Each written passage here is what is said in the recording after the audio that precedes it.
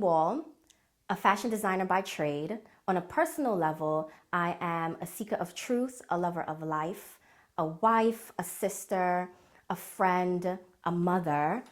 I am my sister's keeper. I'm spiritual, and in my home, I am a nutrition guru when it comes to my daughter. I don't feel as if I've fully stepped into my purpose as yet, but I feel like I have been from the day that I was born. From a very young age, I can always remember knowing who I wanted to be. I didn't know what I wanted to be. I knew the qualities that I wanted to have when I was an adult.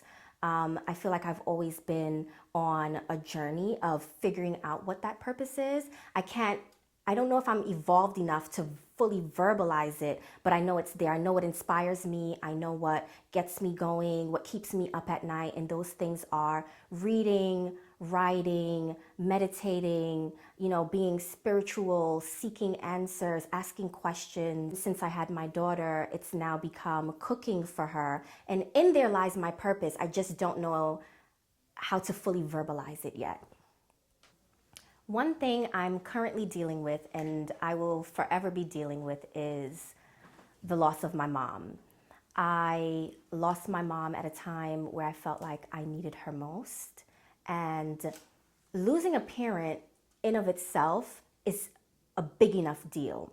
In losing my mother, I became the guardian and caretaker for my sister, who is an epileptic. She has chronic seizures, and so she's technically disabled.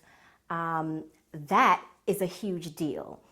A couple weeks later, I found out that I was pregnant. Each of those experiences in of themselves are big enough. Dealing with them together can break you.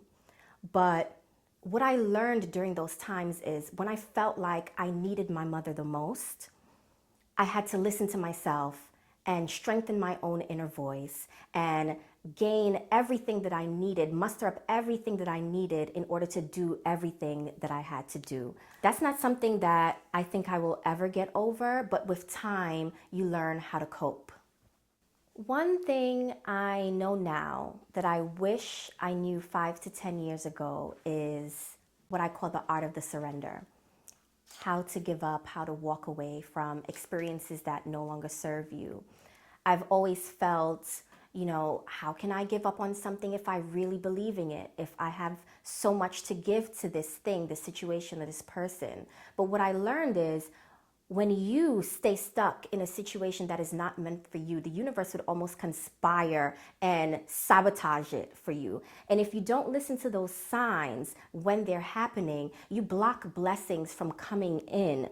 Something new can only enter your life if you create space for it. But if you're constantly holding on to things and you're constantly feeling like you have to stay in this situation or you have to do this or you have to give that, you're definitely just blocking that channel for growth to come in. One quote or saying I love that keeps me going in life is something that I came up with on the morning of my 28th birthday. You are and always will be your best gift to the universe. And by that I mean you come into this world equipped with every single thing that you need in order to succeed, to thrive, to let anything you want come into fruition. In the morning, as soon as I get up, the first thing that I do is talk to God. I take 2 minutes, and I figure that 2 minutes, whether I'm late or I'm early, I'm 20 minutes late, I'm 2 hours late, 2 minutes is not going to make me any later. So I take 2 minutes, and it usually starts with, thank you, Father, for all you've done. And it goes on to asking questions. It goes on to wherever it leads me. Sometimes it's 2 minutes. Sometimes it ends up being 20 minutes. Sometimes I find myself there for about an hour. But I take the time to just kind of be still, ask questions, and listen to myself. Another thing that I started to practice is called grounding and shielding. And in the past year, I noticed I'm very, very sensitive to people's vibrations.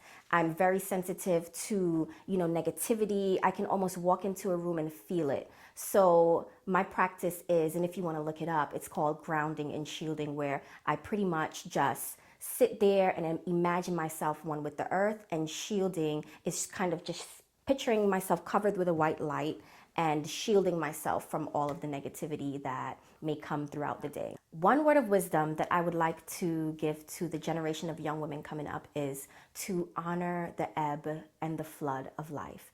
And by that I mean honor when times are going great and you're going to praise and you're going to exalt.